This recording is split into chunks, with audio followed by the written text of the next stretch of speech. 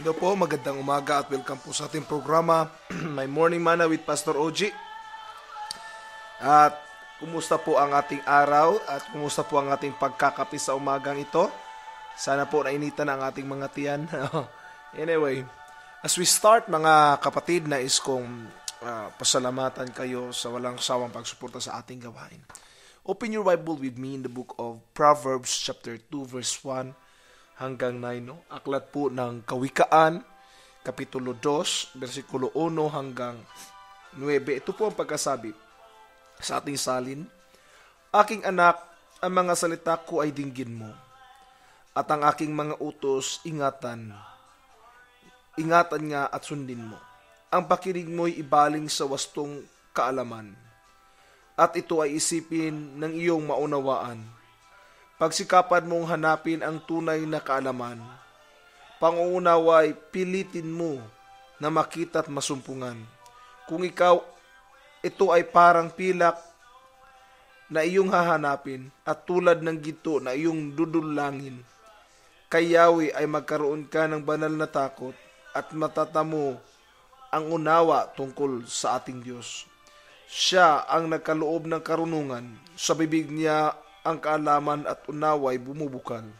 Bibigyan niya ng unawa ang matuwid na namumuhay, at ang taong matapat ay kanyang iingatan. Binabantayan niya ang daan ng katarungan, at ang lakad ng lingkod niya ay kanyang sinusubaybayan. Kaya nga, iyong malalaman, katuwiran at katarungan, at iyong tatatluntunin ang landas ng kabanalan. This morning we will be discussing about wisdom in money, or wisdom is greater than money. Kung titingnan po natin, maraming mga taong naghahanap po ng pera, but actually, wisdom is greater than money. Kung atin pong titingnan, maraming mga taong nagkakamali sa kanilang mga desisyon dahil po hindi pinag-aralan ang patungkol po sa pera, no? Maraming mga taong naghahanap pera. Pero higit nila kailangan ay wisdom mula sa ating Panginoon. Sabi nga po ni Billy Graham, no? If a person gets his attitude towards money straight, it will help strengthen out almost every other area in his life. Ulitin ko po. If a person gets his attitude toward money straight, it will help strengthen out almost every other area of his life. Yun yung sabi ni Billy Graham. Kung maayos ng tao yung pagpapatakbo ng kanyang pera, halos lahat ng parte ng buhay niya ay maaayos niya. Kasi po, we need wisdom with regards to money. Madalas po akong nagtuturo patungkol sa pera at gusto kong i-share din po sa inyo, no, with regards to the biblical foundation that we have. Gusto ko magturo patungkol sa pera in line with the in line with the biblical principle. And this morning, it's very intriguing kasi nga po nataon po ng ating pag-aaral sa umagang ito ay patungkol sa pera. But anyway, this is just a slight idea about money, no. Sinabi po ng ating materials this morning, ng ating morning manna is, do a check up to be sure you're following God's priorities. Ito po yung wisdom na kailangan natin makuha, no? I-check up natin kung ang ating priority ba patungkol sa pera is naka-align pa sa Panginoon, no? Ang tanong niya dito, no, are you giving to Him and to others? Ayon sa 1 Corinthians chapter 16 verse 2. Pangalawang tanong niya is, are you taking care of the family needs? It is based on 1 Timothy chapter 5 verse 8. In Luke chapter 16 verse 13, sinabi niya man, are we letting money control over us? Sino bang may control ng pera? O tayo ba ang kinokontrol ng pera o tayo ang may control ng pera? Yun po yung tanong. So do a check up to make sure the following do a check up to be sure you're following God's priorities. Sino ba ang priority natin? Yun yung una, no? Pangalawa po, research the topic. Consider all the options and pros and cons of each one. Pag patungkol sa pera, i-research natin, tingnan natin, pag-aralan natin. Kasi marami mga taong nag-aakala na, pera lang naman yan eh. Hindi po, kailangan po nating aralin yan because all of us are part in the part-time, no? Meron tayong, nandun tayo sa part-time. Ano yung part-time natin? Part-time job. Money management. Pagmamanage po ng pera. Pangatlo po dito, no, sa ideas or wisdom na ibinigay sa atin patungkol sa pera is ask God for wisdom. Pray, and pray some more. He will direct you. Proverbs chapter 2, verse 6.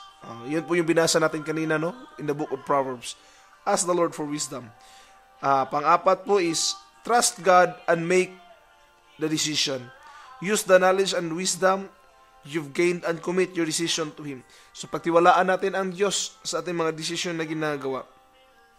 Remember this, that obedience to God nurtures a growing love and trust relationship with Him.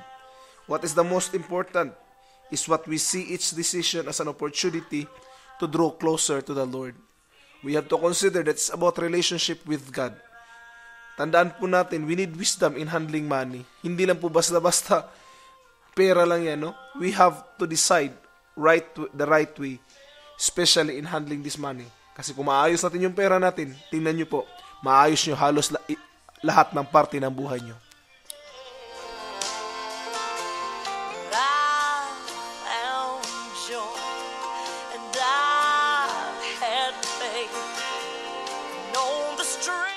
Muli pong nagbabalik ang inyong lingkod para po sa biblical truth na gusto ko pong buksan sa inyo.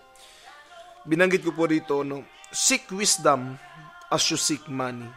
Kung gaano natin hinahanap ang pera, kung gaano natin pinagtsatsagaan para makapaglikom ng ating mga resources, gayon din po sana ang ating paghahanap sa wisdom, no?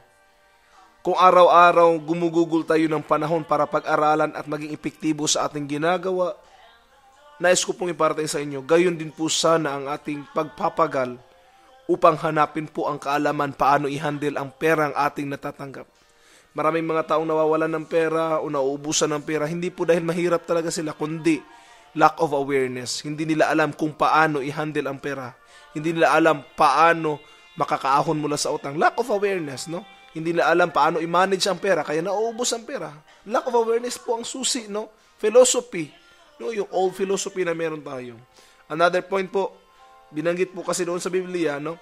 It should be sought like gold miner. Seek the gold. Kung hanapin natin ang pera, hanapin natin tulad ng isang gold miner. No, they are seeking, kahit na madumihan sila, they have to do it just to seek the gold. The same is true with seeking the wisdom. Wisdom should be sought like the gold miner. Hanapin natin siya tulad ng isang gold miner. Kung kailangan na pagsumikapan, mag-overtime, mag-aral sa internet, pag-aralan, makinig sa mga turo, no?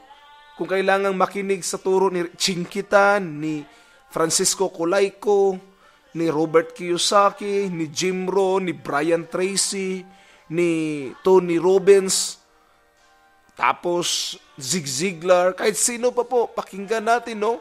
Kung paano nila sinasabi yung patungkol sa pag-handle ng pera. Another point po na gusto kong i-reveal sa inyo is ganito po ang sinabi.